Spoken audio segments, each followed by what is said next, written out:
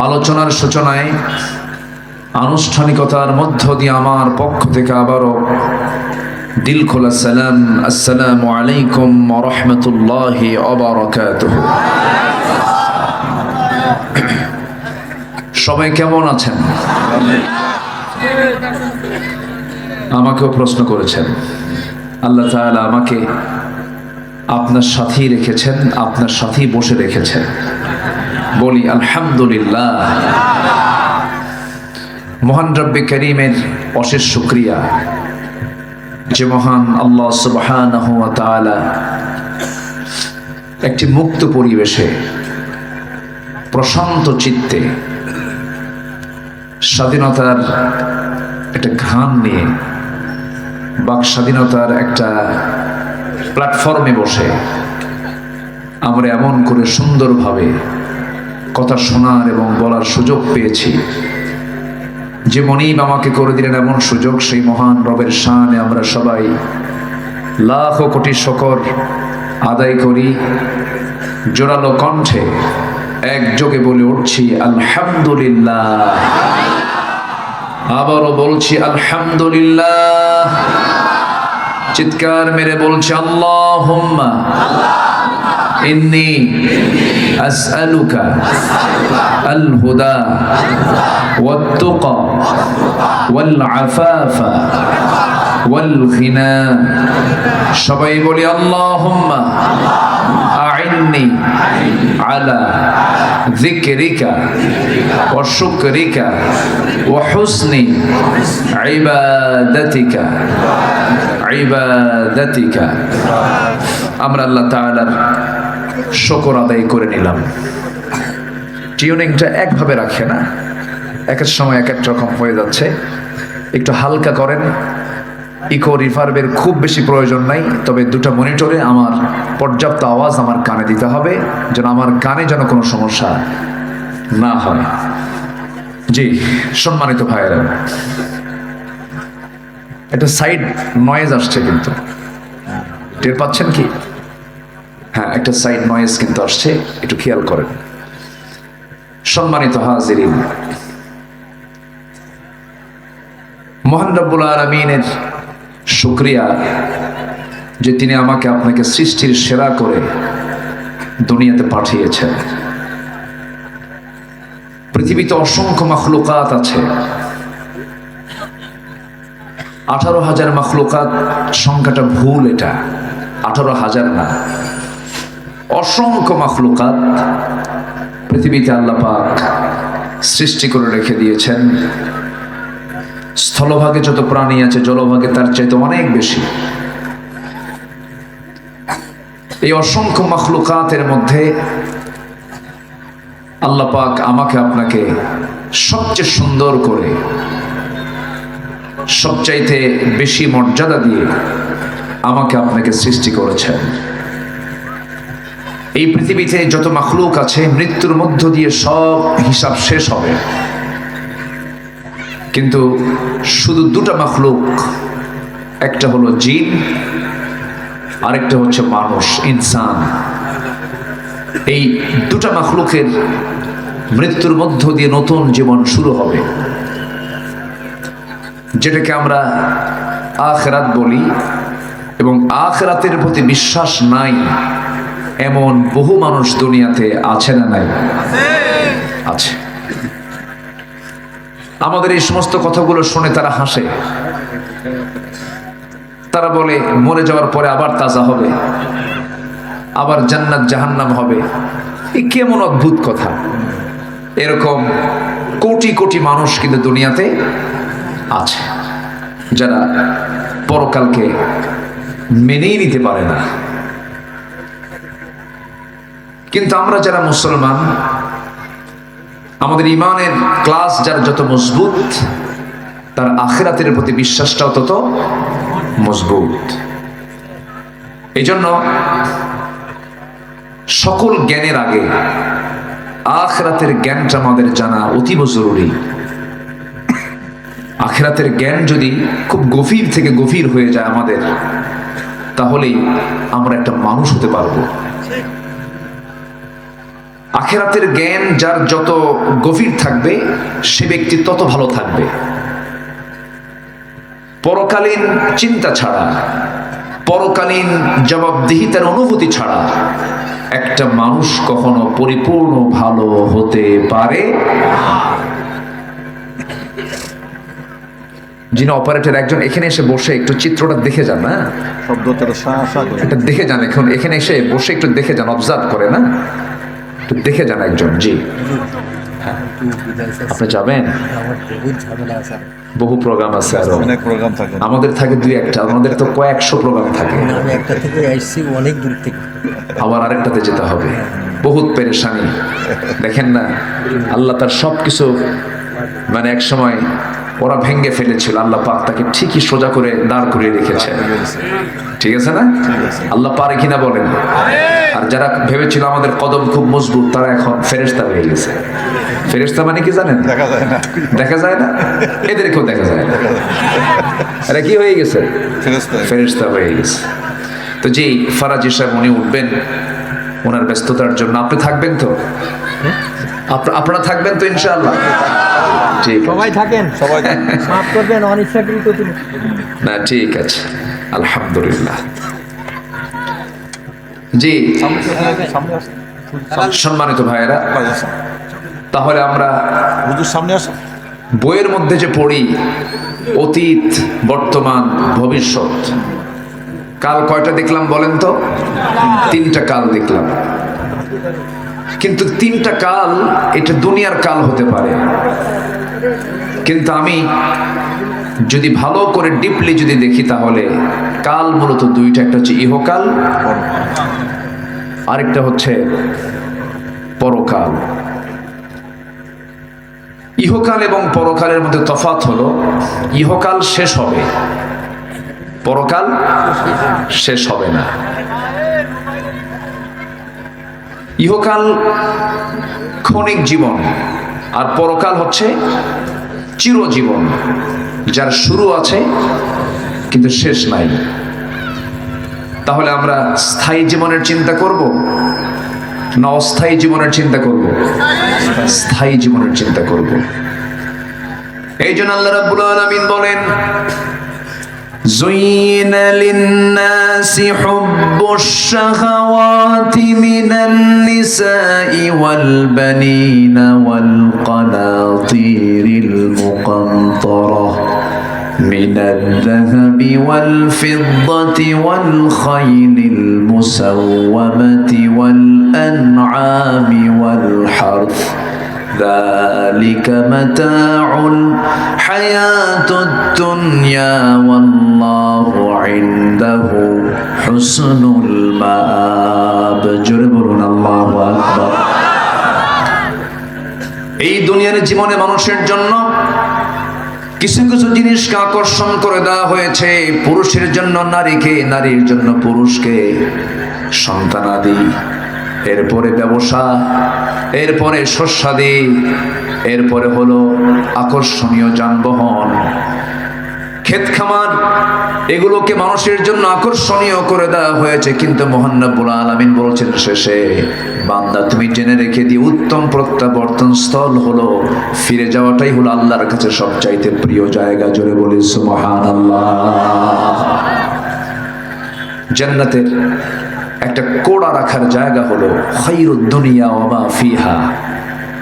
দুনিয়া এবং দুনিয়ার মাঝে যা আছে এর চাইতে বেশি দামি হলো জান্নাতের একটা কোড়া রাখার জায়গা। আল্লাহু আকবার বলেন। ফজরের 2 রাকাত সুন্নতের দাম কত?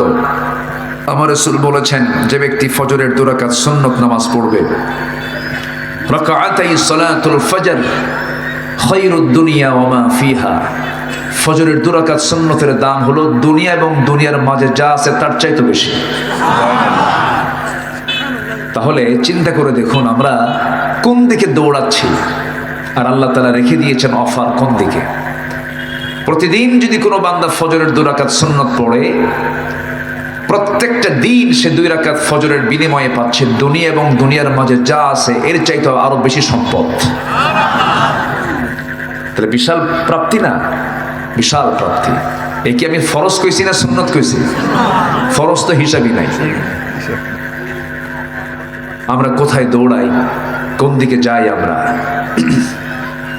সম্মানিত ভাইয়েরা, আমি যেখান থেকে কথা বলতে চাচ্ছি, আল্লাহ তাআলা সেই আয়াতের ভিতরে বান্দাকে তার দফতর থেকে দুটো সার্টিফিকেট দিয়েছেন। যদি বান্দা তোমরা এই আয়াতের অনুকূলে চলতে পারো, আমি তোমাদেরকে সার্টিফিকেট দিচ্ছি। একটা হলো সিদ্দিক অর্থাৎ সত্যবাদীর সার্টিফিকেট তোমাকে দিলাম, আরেকটা হচ্ছে মুত্তাকি, মুত্তাকির সার্টিফিকেট এবং সিদ্দিকের সার্টিফিকেট আল্লাহ পাক তার দফতর থেকে দিয়ে দিবেন যদি কোনো বান্দার মধ্যে ওই আয়াতের যদি বাস্তবায়ন যদি বান্দার জীবনে হয়ে থাকে। সে আয়াতটা হলো সূরাতুল বাকারার 177 নম্বর আয়াত। 177 নম্বর আয়াত থেকে কিছু কথা বলতে চাচ্ছি। আমাকে সময় দেওয়া যাবে তো? কোনো সমস্যা নাই তো? আল্লাহ কবুল করুন, জোরে বলি আমিন। কোনো যান্ত্রিক মনে হয় কোনো একটা ত্রুটি হচ্ছে না এখানে? কি কোনো কোথাও কোনো ত্রুটি মনে হচ্ছে না? ওই যে ওদের একটু দেখেন তো, একটু খেয়াল করেন তো। অডিয়েন্স হচ্ছে না, এটার করতে সবাইকে শুনতে পাচ্ছেন আমার আওয়াজ? জি, বলি আলহামদুলিল্লাহ। এক্সট্রা যে নয়েজগুলো আসছে একটু যতটুকু পারা যায় একটু খেয়াল রাখেন। এমনি মাইক ভালো, অনেক সময় হয় প্রোগ্রামিং সিস্টেমের কিছু অনেক সময় মিসিং হয়, একটু প্রবলেম হতেই পারে, যান্ত্রিক তো এদের। তাছাড়া যে ওয়াট যে ক্যাপাসিটি এদের সব কিছুই ভালো আছে, অনেক সময় হতে পারে একটু কম বেশি হয়। সম্মানিত ভাইয়েরা, তাহলে আমরা দুনিয়ার কোনো একাডেমির কিন্তু দফতরের কথা বলছি না। যেরকম সুইডিশ একাডেমি প্রত্যেক বছর গোটা পৃথিবী থেকে কিছু ব্যক্তি নির্বাচিত করে তাদেরকে নোবেল পুরস্কার দেয়। এর মধ্যে চোরও পায়, সন্ত্রাসীও পায়, খারাপ মানুষগুলোও পায়, কিন্তু আল্লাহর দফতর থেকে যারা প্রকৃত ভালো বান্দা তারাই পাবে। আল্লাহ বলছেন, আমি তোমাকে এই খেতাবগুলো দিয়ে দেব যদি উল্লিখিত গুণগুলো তোমরা অর্জন করতে পারো। সূরাতুল বাকারার 177 নম্বর আয়াত, যার মধ্যে আল্লাহ পাক বান্দাকে 6টা কাজের কথা বলেছেন। কয়টা কাজের কথা বলেছেন? 6টা। আমি এর আগে কয়েকদিন আগে আমি এই পাশে একটা মাঠে এসেছিলাম, সেখানে সূরাতুশ শুরা থেকে কথা বলেছি। কি বলেছি আমার মনে আছে। আমি আজকে সূরাতুল বাকারার 177 নম্বর আয়াতকে আমি চুজ করেছি। আমি যেন সেই কথাগুলো বলতে পারি যে কথাগুলো বর্তমান মুসলিম উম্মার জন্য দারুণ জরুরি। জোরে বলি আল্লাহুম্মা আমিন। আরো জোরে আল্লাহুম্মা আমিন। আমরা যে সমাজে বসবাস করছি, কিছুক্ষণ আগে একজন প্রিয় ভাই আমার জাহিদ ভাইয়ের সাথে কথা বলতে নিয়েই আমাকে বলছেন, ভাইজান আজকে যুব সমাজ শেষ হয়ে গেল। কেন? মাদকের কারণে। চিন্তা করুন, দেশ আজকে স্বাধীন হয়েছে 53-54 বছর। দেশ শাসন ছিল, স্বরাষ্ট্র মন্ত্রণালয় ছিল, শিক্ষা, তারপরে পরিকল্পনা, কত কি ধর্ম, বিভিন্ন মিনিস্ট্রি ছিল। এই মিনিস্ট্রিগুলো থাকার পরেও আমার দেশে এখন প্রেজেন্ট বাংলাদেশে মাদকাসক্তের হার হচ্ছে 50 লক্ষ। কত বলেন তো? 50 লক্ষ।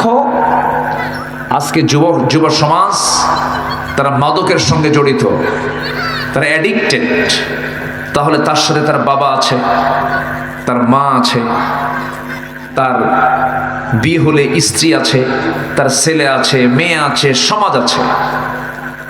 আর যে অ্যাডিক্টেড হয় সে তার মাদকাসক্তের কারণে সে তার বাবার পকেট থেকে টাকা চুরি করে, প্রতিবেশীর বাড়িতে গিয়ে শাড়ি চুরি করে আনে। এরকম করে একটা জাহান্নাম তৈরি হয়ে যায় যদি কারো বাড়িতে যদি একজন ব্যক্তি যদি মাদকাসক্ত হয়। আজকে 53-54 বছর চললো। আজকে ফলাফল, আজকের দিনের ফলাফল হচ্ছে প্রত্যেকটা বাড়ি আজকে জাহান্নাম হয়ে বসে আছে। নামাজি নাই, মাত্র 5% মুসলমান নামাজ পড়ে, অথচ ধর্ম মন্ত্রণালয় ছিল, এডুকেশন মিনিস্ট্রি ছিল, যুব উন্নয়ন মন্ত্রণালয় ছিল, কত কি ছিল। এত কিছু থাকার পরেও আজকে ফলাফল হচ্ছে এই। আসলে কিন্তু আমরা কেউ ভালো নাই। ভালো আছি আমরা কেউ? বলেন তো, কেউ ভালো নেই। মাহফিল শেষে চিন্তায় পড়ি, বাড়িতে নিরাপদে ফিরতে পারবো তো? সেদিন কুমিল্লা থেকে ফেরার পথে একটা হাইওয়ে ঢাকা চিটাগাং রোড, লক্ষ লক্ষ গাড়ি, হাজার হাজার গাড়ি, এর মাঝে জ্যাম লেগেছে। আমার চোখের সামনে দিকে চাপাতিতে কোপাচ্ছে আর ছিনতাই করছে। আমরা কোথায় আছি, কি অবস্থায় আছে, আমাদের চারিত্রিক উন্নয়ন হবে কোন দিন? এগুলোর পিছনে মূল দায়ী যদি খুঁজতে যাই, এক কথা হচ্ছে সেটা হলো জাতিকে আসল শিক্ষা থেকে বঞ্চিত রাখা হয়েছে ষড়যন্ত্র করে। আসতে বলবেন না, জোরে বলুন ঠিক কিনা? শুধু এই জনগোষ্ঠীকে শুধু আল্লাহওয়ালা বানান, পরকালমুখী হৃদয় বানান, কোরআনটা হাতে তুলে দেন, আপনার সন্তানের হাতে কোরআন তুলে দেন। আপনার সন্তান পাহারা দেওয়ার জন্য কাউকে লাগবে না, কোরআন আপনার সন্তানকে পাহারা দেবে। আজকে বিসিএস ক্যাডার কোরআন পড়তে পারে না। ওযুর ফরজ কয়টা? 14টা। ওযুর ফরজ 14টা। কয়টা বেশি কইছে? 10টা। কম না কিন্তু। কি 1 নাম্বার কুলি করা, 1 নাম্বার কি করা? এই হলো বিসিএস ক্যাডারের অবস্থা। যদি এমনটা হতো যে বিসিএস ভাইবা বোর্ডে আসার শর্ত হলো কোরআনে কারীমের যে কোনো পৃষ্ঠা থেকে তাকে তেলাওয়াত সহি করে শোনাতে হবে। বিসিএস ভাইবা বোর্ডের শর্ত হলো তার ভাইবা নেওয়া হবে, সাথে আগে ব্লাড চেক করা হবে, তার ব্লাডে কোনো নেশার কোনো জার্ম আছে কিনা, ঠিক কিনা? সব ঠিক হয়ে যেত, সব ঠিক হয়ে যেত। কিন্তু আপনি ভূত তাড়াবেন কেমনে? যে সরিষা দিয়ে ভূত তাড়াবেন, ওই সরিষার মধ্যে কি ঢুকে আছে? ভূত ঢুকে আছে। এটাই দেখেছি আমরা বিগত সময়গুলোতে। সম্মানিত ভাইয়েরা, রাগ করতেছেন নাকি আপনারা? এই কথাগুলো কি বলার দরকার আছে না ভাই? আচ্ছা, এই কথাগুলো যেন প্রযুক্তির মধ্য দিয়ে জায়গা মতো যায়। এখন তো প্ল্যাটফর্ম, ওপেন প্ল্যাটফর্ম, জায়গা মতো যেন যায়, তারা যেন শোনে কথাগুলো। আজকে ঐশীকে ফাঁসি দিল। ঐশীর কি দিয়েছে? ফাঁসির রায় দিয়েছে। ওই যে পুলিশ ইন্সপেক্টরের মেয়ে ইয়াবার টাকা না পায়া বটি দিয়ে মাকেও জব করছে, বাপকেও জব করছে। শেষে ঐশীকে কোর্ট ফাঁসির রায় দিয়েছে। আমার দৃষ্টিতে ঐশীকে ফাঁসির রায় দিয়েছে ভালো কথা। ঐশীর হাতে যারা ইয়াবাকে সহজ করে তুলে দিয়েছে তাদের 10 বার ফাঁসি হওয়া দরকার ছিল। কি ঠিক কিনা? কে শোনে কার কথা? আমরা বলি, আমাদের দায়িত্ব তো দেশের সমস্ত ক্রাইম দূর করতে বেশি সময় লাগে না। ক্রাইম দূর করার জন্য শুধু একটা সৎ সাহস লাগে, একটি সম্মিলিত শক্তির প্রয়োজন। সব বন্ধ হয়ে যাবে। কিন্তু ওই যে সরিষাতে ভূত তাড়াবেন, সেই সরিষার মধ্যে কি ঢুকে আছে? ভূত ঢুকে আছে। সম্মানিত ভাইয়েরা, আমরা সিদ্দিক খেতাব নিতে চাই কার কাছ থেকে বলেন তো? আল্লাহর কাছ থেকে। আমার দেশে এরকম সিদ্দিকও আছে একটা, টাঙ্গাইলে, আব্দুল লতিফ সিদ্দিকী। ও কিন্তু সিদ্দিক, কিন্তু সেদিন বলতেছে যে হুজুররা আমিন আমিন কয়, আমি তো আমিন কই না। কেন? আমার তো কোনো গুনাই নাই, আমার কোনো গুনাই নাই। কেন? আমি তো জীবনে কোনো পাপই করি নাই। দেখেন, তাহলে পৃথিবীতেও কিছু ফেরেশতা আছে। এত বড় বদমাইশ, নাম রাখছেন সিদ্দিক। এই সিদ্দিক না, আল্লাহ বলছেন বান্দা আমি তোমাকে সিদ্দিক খেতাব ভূষিত করে তোমাকে জান্নাত দিয়ে দেব। জোরে বলি সুবহানাল্লাহ।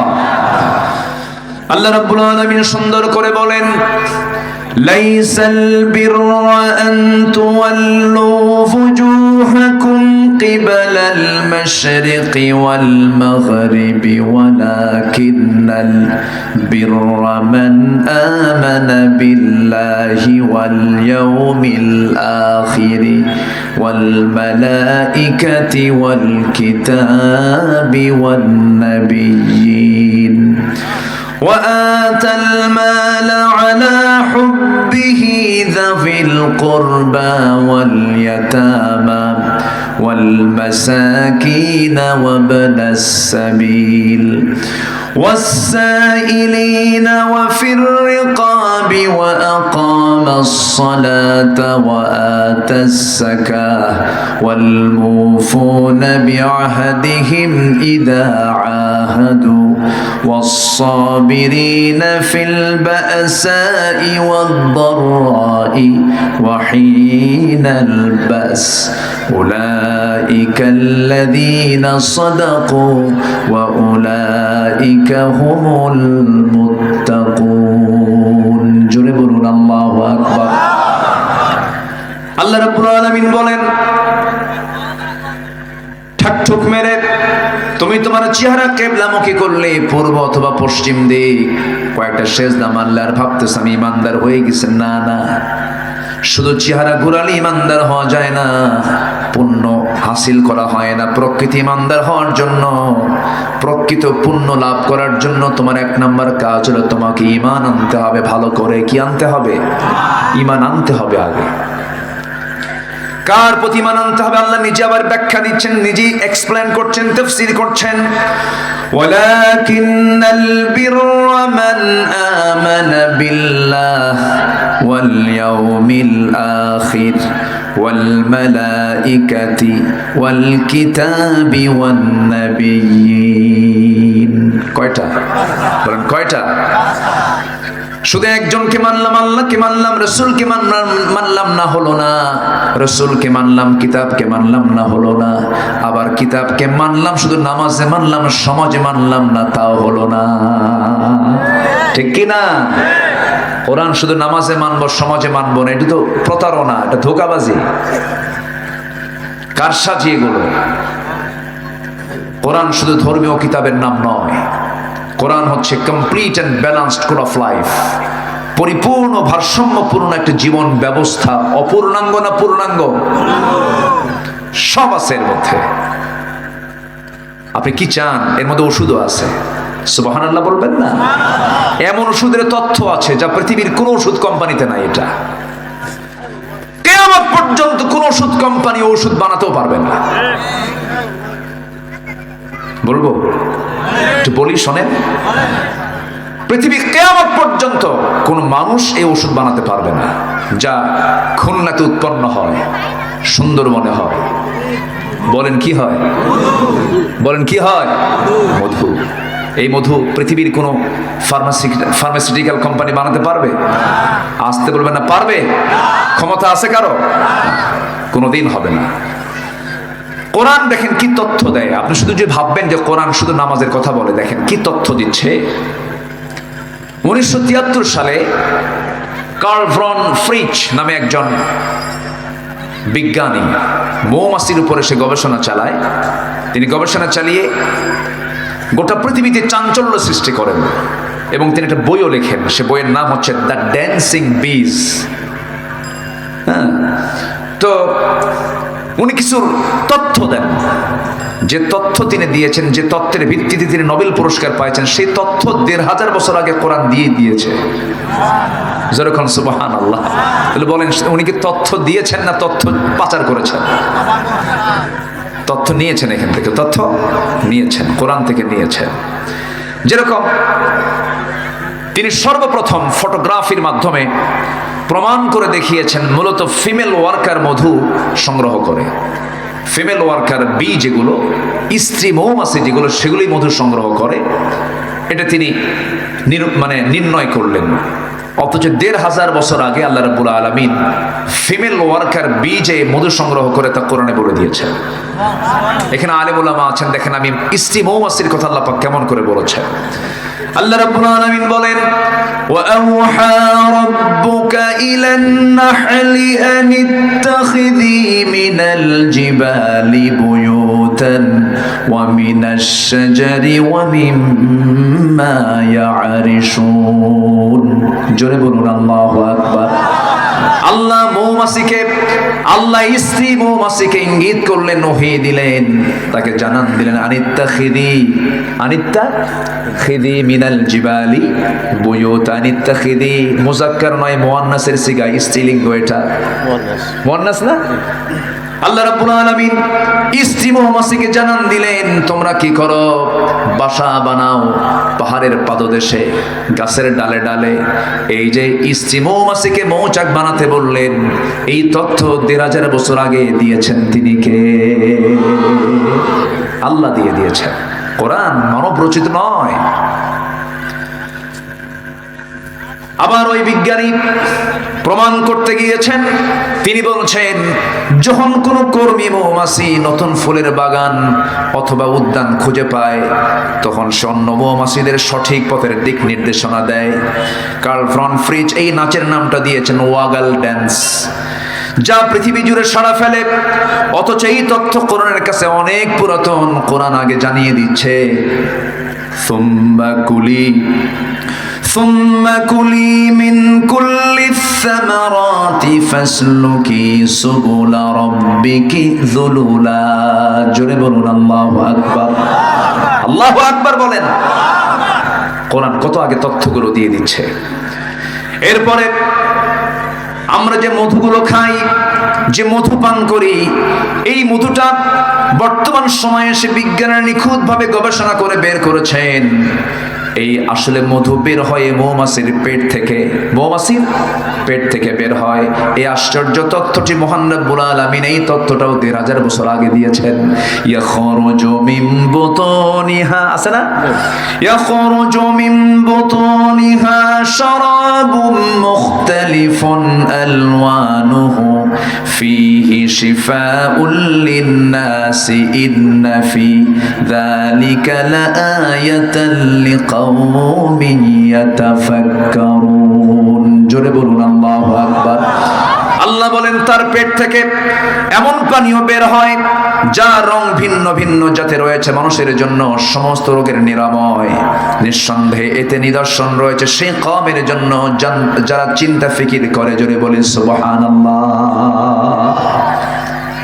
সম্মানিত ভাইয়েরা, সম্মানিত বন্ধুগণ, সুন্দরবন কাছে তো টের পান না। এই সুন্দরবনের যে মধু আর আপনার ঘরের পাশে যে মধু, দিন রাত তফাৎ, কিন্তু ওটা ফ্রেশ বেশি, ওটা আরো বেশি কার্যকরী। আচ্ছা, এখানে 1 কেজি মধুর দাম কত? মাত্র 800-1200 কোনো মধু হবে? আচ্ছা ঠিক আছে, 2000ই ধরেন, 1 কেজি মধু ধরেন 2000। কিন্তু 1 পাউন্ড মধু বানাতে, গবেষণায় এসেছে, 1 পাউন্ড মধু বানাতে 550 মৌমাছিকে প্রায় 20 লাখ ফুলে ভ্রমণ করতে হয়। সুবহানাল্লাহ বলবেন না? এদের যদি দিন লেবার অনুযায়ী যদি না হতো তাহলে কি করতেন? কি কথা কি বুঝতেছেন আপনারা? পাখা তো নাই আমাদের, ওর তো পাখা আছে। আল্লাহু আকবার। 550 মৌমাছিকে প্রায় 20 লাখ ফুলে ভ্রমণ করতে হয়। সেখানে একটা কর্মী মৌমাছিকে 80,000 কিলোমিটার পথ অতিক্রম করতে হয়। 80,000 কিলোমিটার।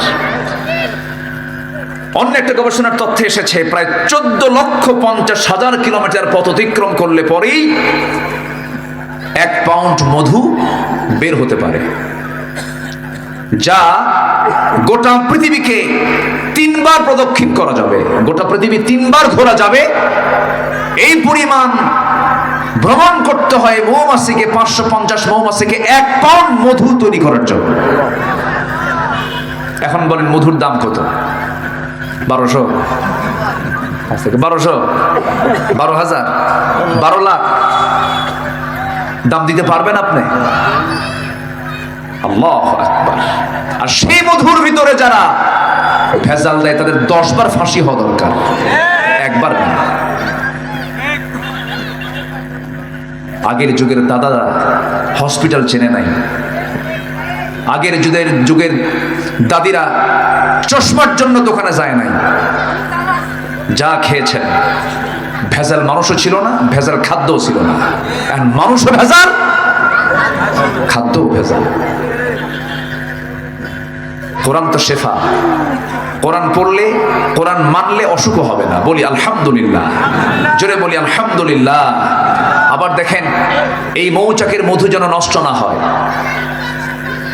এই মৌচাকের ভিতরে স্বাভাবিক তাপমাত্রা হচ্ছে 35 ডিগ্রি সেলসিয়াস। 35 degree Celsius. ধরেন এখন আমাদের এখানে তাপমাত্রা আছে, আজকে একটু গরম বেশি, 25-26 হবে। 25-26 ডিগ্রি সেলসিয়াস যদি তাপমাত্রা হয়, মৌচাকের ভিতরে নরমালি তাপমাত্রা থাকতে হবে মধুগুলোকে ঠিক রাখার জন্য 35 ডিগ্রি সেলসিয়াস। যদি কখনো তাপমাত্রা এর কম 30 ডিগ্রিতে নেমে আসে, তখন মৌমাছিগুলো সবাই একত্রিত হয়ে তাদের ডানাগুলো ছাপায়া বারবার নড়ায়া তাপমাত্রা বাড়ায় ফেলে। জোরে বলি সুবহানাল্লাহ। আচ্ছা, আবার যদি তাপমাত্রা বেশি হয়ে যায়, তখন ওদের পাখাটা উল্টা করে আবার ঝাপড়ায়, উল্টা করে, যেন তাপমাত্রাটা, যেন বাহির থেকে কিছু বাতাস ঢুকে যেন তাপমাত্রা 35-এ চলে আসে। কেউ তো সুবহানাল্লাহ বললেন না। সব তথ্য কোথায় আছে বলেন তো? বলেন কোন কোথায় আছে? কোথায় আছে? এই তো প্রাণী গেল, আকাশ নিয়ে আল্লাহ রাব্বুল আলামিন কথা বলেছেন। আমি কাতার থেকে বছর 2 আগে আসতেছিলাম, দোহা থেকে আমি ঢাকা আসতেছি। তো কাতার এয়ারওয়েজে আমি বিমানে উঠি, এরকম মনে হয়নি কখনো। দিনের বেলা, দুপুর বেলা 11টার দিকে বিমান আমার, তখন আকাশে আমি নিচের দিকে মেঘমালার দিকে তাকালাম। যতদূর চোখ যায় শুধু মেঘের বিশাল স্তর। তো ভাবলাম যে বিশাল এই যে মেঘমালার কি ওজন আছে নাকি? আমি জানতাম না। ওরে, এটা আবার কি? এটা কি ক্রিকেট খেলতেছে নাকি? ও মাশাআল্লাহ, একটা অটিস্টিক মানুষ। হ্যাঁ, কর্মের প্রতি তার কি আগ্রহ! মাশাআল্লাহ। এর তো বাদাম সবগুলো একসঙ্গে নিয়ে ওর দাম দেওয়া দরকার। যে একজন নেন না, একজন নেন, একজন নিয়ে তাকে দিয়ে দেন। জি আমার বন্ধুগণ, তো আমি আসতেছিলাম, মেঘগুলো দেখে ভাবলাম যে এর ওজন আছে নাকি। একটু সার্চ করলাম, একটু গবেষণায় চলে গেলাম। বিজ্ঞান বলছে কিছু কিছু মেঘমালা আছে, কিউমুলিনুম্বাস নামে কিছু মেঘমালা আছে, যাদের ওজন হলো শুধু মন না, ton ton, lakh lakh ton ওজন। জোরে বলি সুবহানাল্লাহ। ঝুলাই রাখছেন কে? কার উপরে? শূন্যের উপরে। কার মাথার উপরে? বলেন কার মাথার উপরে? একটু হুঁশ হয় না? আমাদের হুঁশ হবে কোন দিন? একটা দিনের জন্য কি আল্লাহ তাআলা কখনো একটা মেঘখণ্ড, মেঘমালা ফেলে দিয়েছেন? যদি আল্লাহ পাক মাঝে মাঝে এরকম করে ফেলতেন, কেউ কি বিল্ডিং বানাতো? বিল্ডিং বানাতে আরেক বিপদ হয়ে যেত। একটা দিন মিসিং হলো না। আবার এই মেঘমালাগুলো আল্লাহ রাব্বুল আলামিন বায়ু প্রবাহের মধ্য দিয়া উড়ায় নেন, ঘোরায় নেন। আবার যখন পানিগুলো জমিন থেকে তোলেন, ওয়াটার সাইকেল অনুযায়ী পানি চক্র আকারে। আল্লাহ কোরআনে মেটেরোলজিক্যাল সায়েন্স নিয়ে কথা বলেছেন, আবহাওয়া বিজ্ঞান নিয়ে কথা বলেছেন। আবহাওয়া বিজ্ঞান 19 শতক 20 শতকে সে তথ্য দিয়েছে। 3000 বছর আগে কোরআন সেই তথ্য আগিয়ে দিয়েছে। জোরে করে সুবহানাল্লাহ। আমার বন্ধুগণ,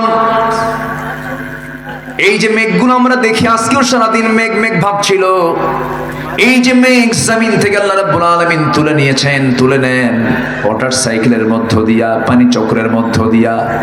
আমার আপনার বাড়ির সামনের ময়লা পানিগুলোকে ফিল্টারিং করে, সমুদ্রের লবণ পানিকে ফিল্টারিং করে লবণগুলো রেখে দিয়া মিঠা পানি আকাশে উঠায় নেন। সেই পানি আকাশে উঠায় নেওয়ার পরিমাণ 1 বছরে প্রায় 513 ট্রিলিয়ন টন। জোরে কোন সুবহানাল্লাহ। 513 trillion ton, trillion million billion না, 513 ট্রিলিয়ন টন পানি জমিন থেকে তোলেন। এটা বিজ্ঞানীদের একটা মেজারমেন্ট, এর কম বেশি একটু হতে পারে। তাহলে এই পানি সিস্টেম যদি এরকম না করে আল্লাহ যদি মানুষকে দায়িত্ব দিতেন, তাহলে গোটা দুনিয়া শুধু পাইপ দিয়েই ভরা থাকতো। কি দিয়ে ভরা থাকতো? কোন পাইপ দিয়া। আর আল্লাহ তাআলা কি সুন্দর করে এমন ফিল্টার দিয়েছেন, সেই ফিল্টার দেখাও যায় না। কি উন্নত প্রযুক্তি আল্লাহ তাআলার। জমিন থেকে পানি তুলতেছেন, লবণ রেখে দিয়া, পচা আবর্জনা রেখে দিয়ে সুন্দর ফ্রেশ পানি তুলতেছেন। আল্লাহু আকবার বলেন। কে চালান?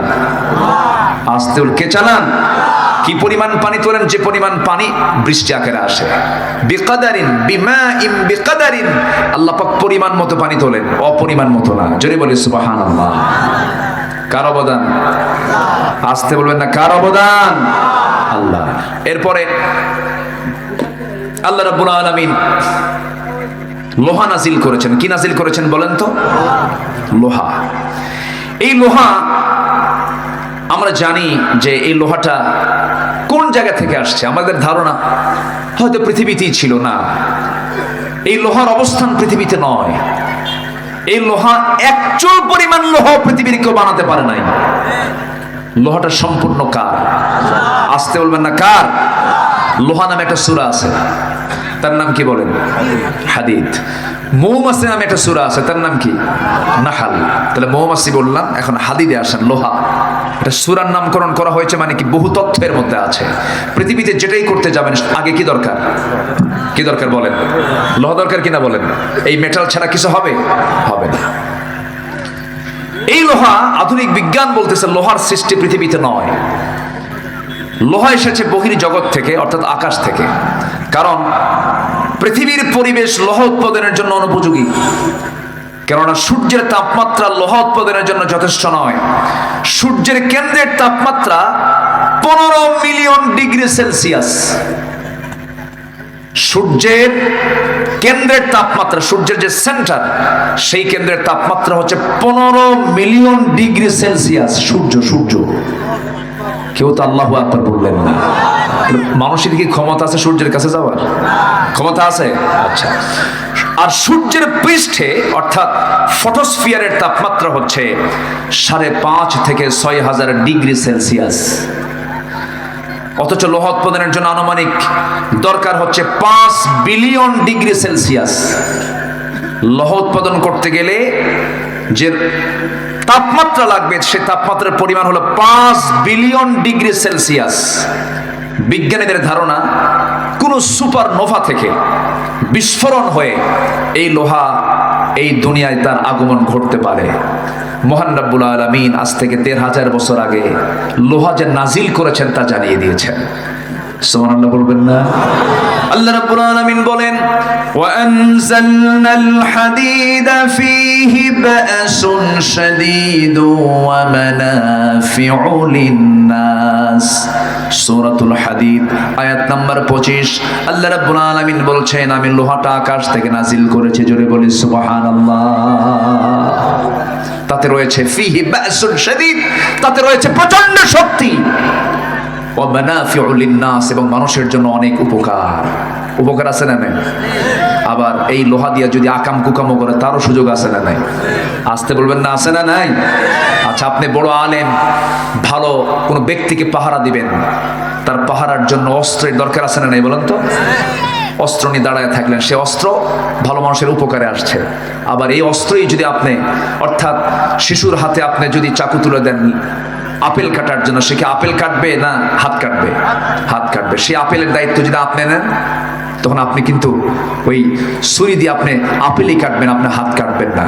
তো আজকে এই যে লোহাটা আল্লাহ পাক দিয়েছেন, এই লোহাটার উপকারিতা প্রত্যেকটা কাজেই প্রয়োজন। আল্লাহ পাক এই জন্য এই মেটাল নামে একটা সূরা নাজিল করেছেন। তাহলে এখন বলুন, কোরআন কি শুধু ধর্মীয় কিতাব না সব কিছু বলে? বলেন, কোরআন কি শুধু এক কথা বলে না সব কথা বলে? সব কথা বলে। কি চান আপনার মধ্যে? শুধু আমি যদি সায়েন্স নিয়ে কথা বলতে যে গোটা রাত যাবে, শেষ হবে না। সম্মানিত ভাইয়েরা, আসুন আমরা সেই জায়গায় চলে যাই যেখানে আমি তেলাওয়াত দিয়ে শুরু করেছিলাম। 6টা কাজ করলে পরে আমরা সত্যবাদীর সার্টিফিকেট পাবো এবং মুত্তাকির সার্টিফিকেট পেয়ে যাব। এর মধ্যে এক নাম্বার হলো আমরা ঈমান আনবো কার উপরে? মোট কয়টা ঈমানের ক্লাস? মোট কয়টা? 5টা। মনে আছে না? এই 5টার সমন্বয়ে ঈমান আনতে হবে। একটাকে অবিশ্বাস করলে পরে কাম হবে না, কোরআন আংশিক মানলে কাম হবে না। একটু কান লাগাবেন, মনোযোগ দিয়ে শুনবেন। আমি আজকে খুব খুশি হয়েছে, আজকে আপনারা আমাকে অনেক আগে উঠিয়ে দিয়েছেন, মানে মঞ্চে খুব আগে ভাগে উঠতে পেরেছে। আমি খুবই আনন্দ পাচ্ছি আজকে, জানেন। এরকম যদি প্রত্যেকটা কমিটি হতো, আমি যে কি খুশি হতাম, কিন্তু পারি না। মমিন সিং নামক একটা এলাকা আছে আমার দেশে, মমিন শাহী। মাহফিলে গেছি, রাত 8টার দিকে গেছি। বললো হুজুর খাওয়া দাওয়া করেন? লেট কমন দিলাম, ঘুমান। তো বললাম আমার উঠাবেন কখন? গত বছর বক্তা, প্রধান বক্তা যে সময় উঠছে তার 1 ঘন্টা আপনি আগে উঠবেন। আমাকে 2:30টার দিকে ডাক দিল। ডাক দিয়ে বললো হুজুর আপনি 3টায় উঠবেন আলোচনায়। গত বছর প্রধান বক্তা উঠছিল 4টায়, এবার একটু প্রমোশন হয়েছে। রাত কয়টায়? 3টায়। বলেন তো সে রাত 3 থেকে ওয়াজ হয় না আওয়াজ হয়? আলোচনা না আলোচনা? এই হচ্ছে অবস্থা। ম্যাক্সিমাম মাহফিলগুলোতে টাইম সিলেকশনের অভাবে মাহফিলটা মরে যায়, মাহফিলটা প্রাণহীন হয়ে যায়। সব মাহফিলে লেখা থাকে প্রধান বক্তা, কিন্তু মাহফিলে যে হয়ে যায় শেষ বক্তা, সবার শেষে উঠায় দেয়। আদর্শ মাহফিলের বৈশিষ্ট্য হলো টাইম সিলেকশনে খুব অনড় থাকতে হবে। লোক কি আসলো না আসলো ওটা বিষয় না। পরীক্ষার সময় মতো, নামাজ সময় মতো, মাহফিলের সময় মতো, ঠিক কিনা? এটা উচিত। চট্টগ্রামে আমার গত পরশুদিন মাহফিল ছিল। চট্টগ্রামে বাংলাদেশের সবচাইতে বড় মাহফিল যেটা, প্যারেড ময়দান। 2000 সালে ছিলাম আমি ছিলাম ওই মাহফিলের শ্রোতা। 2000 সালে আমি মাহফিলে গিয়েছি কক্সবাজারে। আমি ইচ্ছে করে সেদিন একদিন আমি মাহফিল রাখিনি, ভাবলাম যে প্যারেড ময়দানে মাহফিল অংশগ্রহণ করে আলোচনা আজকে শুরব। আলোচনা করেছিলেন বিশ্বনন্দিত আলেমে দ্বীন আল্লামা শহীদ আল্লামা সাইদ রাহিমাহুল্লাহ। তো সেই প্যারেড ময়দান 18 বছর ধরে বাতিল গোষ্ঠী জিম্মি করে মাহফিলকে তারা বন্ধ করে রেখেছিল। 18 বছর 1.5 যুগ মাহফিল করতে দেয়নি। 1977 সালে মাহফিল শুরু হয়, 2006 সাল পর্যন্ত একটানা আল্লামা সাইদ রাহিমাহুল্লাহ তিনি মাহফিল করেছেন 5 দিন ব্যাপী। কয়দিন ব্যাপী? একজন 5 দিন করে 29 বছর তিনি একটানা করেছেন। 2007 সাল বন্ধ হলো। ওই সময় থেকে এই 24 সাল পর্যন্ত, 25 সাল পর্যন্ত, 24 সাল পর্যন্ত ফেরেশতারা বন্ধ রাখছিল। বোঝেন নাই? সেখানে আমি আলোচনায় উঠছি। সেদিন আমি চিফ মেহমান প্রথম দিনের। আল্লামা, আমি তো নগণ্য গোলাম, এলেম কেরাম তেমন নাই, মানুষ ডাকে যাই। আমি তো জানি আমি আব্দুল্লাহ আমিন, আমার কুদ্দুর কি আছে? লা ইলমা লানা ইল্লা মা আল্লামতানা, কিচ্ছু নাই। ওই বাবার সঙ্গে আগে হাটে যেতাম। আগে তো ডিজিটাল মেশিনে মাপতো না, আগে মাপতো হলো যে বাটখারা দিয়া, দাড়ি পাল্লা দিয়ে মাপতো। তো বাটখারা গুলো পাশে, যেটা ওজন ওটা পাশে রেখে দিত। আমি দেখতাম, আব্বাকে বলতাম ওগুলো কি? আব্বাকে, আব্বা ওটা দিয়ে মাপে।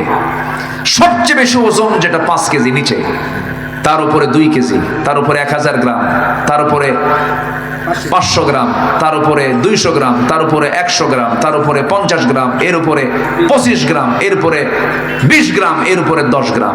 আমি হলাম সেই 10 গ্রাম। বুঝেন নাই? 10 গ্রাম সবার উপরে থাকে, কিন্তু ওজন টোজন তেমন নাই। মানুষ ডাকে যাই। সেখানে আমি আলোচনা উঠেছি কয়টা? 8:30টায়। 8:30টায় চিফ মেহমান, 8:30টায় আলোচনা উঠছি। জাস্ট 9:30 থেকে 9:40 মাহফিল শেষ। মাহফিল শেষ, এশার আজান শুরু, নামাজ পড়ে সবাই বিদায়। এটাই তো উচিত ছিল, কিন্তু আমার দেশে এই কালচারটা নাই।